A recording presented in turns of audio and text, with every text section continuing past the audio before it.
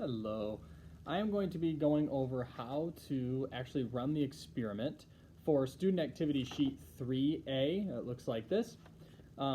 Before you get started, just run through and look at the list of equipment that you will need and just get as much of the equipment as you possibly can before you start and have it ready. So I'm just going to run you through how to do a couple of the experiments as well as a couple of the key terms before we move forward, and you do this on your own. So the first key term we need to know is buoyancy. It's our first term on our list, and buoyancy, as it explains in the first part, is just the tendency of something to float or not float. If an object is buoyant, it's that weird word, it is floating. If it's not buoyant, it's sinking. The next word we really want to know is hardness. The hardness is self-explanatory there. It's really just how hard something is. Is it hard or not hard? We're going to test that as well. And then the last one is magnetism. Magnetism is the attraction. The basic definition we're going to use right now is just the attraction of an object, attraction of two objects together. All right. So to get started on the packet, what you will do is you'll read part A, you'll read the instructions here, and you'll make sure to pay close attention to the little dots and the points that are made there, where it says objects that are buoyant in water float, objects that are not buoyant in water sink, a harder material can leave a scratch mark on a softer material, and certain types of metal are attracted by magnets. Once you read through that, you're going to answer number 3, which is describe how you can test a material's buoyancy. So a material's buoyancy is whether something sinks or floats, so you are going to answer how can we test that. I'm going to demonstrate here in a second how you can test that, but I want you to answer that. And then after that, you're going to describe how you can test a material's hardness. Once you've done that, you'll flip it over, you'll answer number 5, and then you will get started on the chart. So as you can see, there's a list of items here, and then at the top, there's buoyancy, hardness, and magnetism. So you can start out, you can do this however you want. You can do it object by object, or you can test all of the object's buoyancy, then all of the object's hardness, then all of the object's magnetism. And if you don't have a magnet available, you do not have to do that section. Okay, so to test an object's buoyancy, it says buoyancy in water. So the first object it wants us to test out is a washer.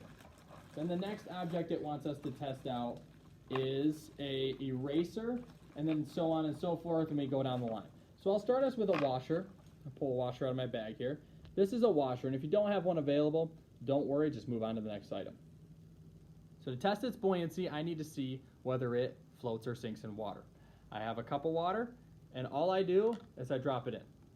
It's sunk, so therefore it's not very buoyant. So all I need to do is write down on my packet whether it sinks or floats. Right there, I'm going to write sinks. Then I'm going to move on to hardness. So I got to scoop this out of here. To test the hardness, what I'm going to do is I'm going to see whether it scratches things and whether it can be scratched by other things. So if you look on your packet, it says scratches, and it says is scratched by. So I'm going to start by what it scratches. So I'm going to take it, and I'm going to test whether it scratches all of the objects on my list or not. I don't want to pull in any other objects that are not on the list. I just want to focus on the objects that are here. So I'm going to test it out on the marble. I'm going to see if it scratches it, and I notice that it just leaves a tiny little scratch. So I would write down marble. Now that I've tested the marble, I'm going to set that aside. I'm going to try to test it out on our paper clip here. So I'd see, does it scratch the paper clip? I'm noticing that it does not. So I'm not going to write paper clip down. I'm going to test it out on the clay.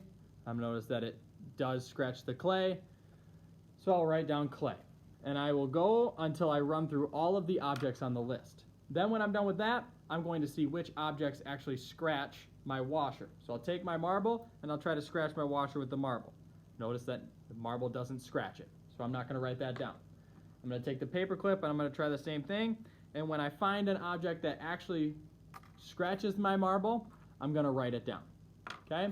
The last one, if you have a magnet, like we do, you're going to test the magnetism of it just by holding a magnet up, and if it sticks, it's magnetic. So my washer sticks to the magnet, so I'll write down yes, and then be done with it.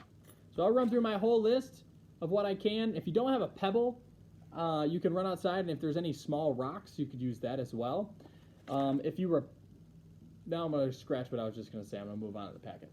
But you're going to run through all the objects that you have available, and if you want to bring in another object, you can. If you want, just let me know what that is on the packet. Once you're done with that, you are then going to fill out the 1 through 5 evaluation questions in complete sentences, making sure that you're answering them fully. Make sure it's a complete sentence for me, and then I will grade this once you submit it.